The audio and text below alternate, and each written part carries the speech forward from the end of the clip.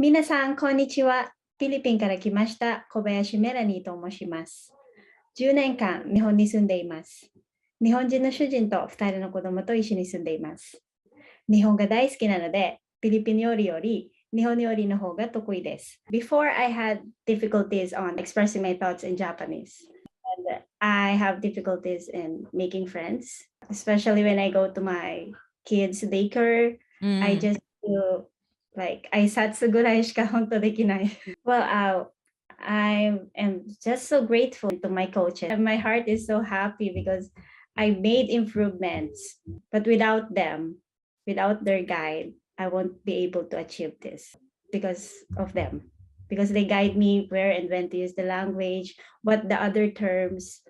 They patiently teach me. Even the schedule, it was so flexible here in JLF. And yeah, that's really good.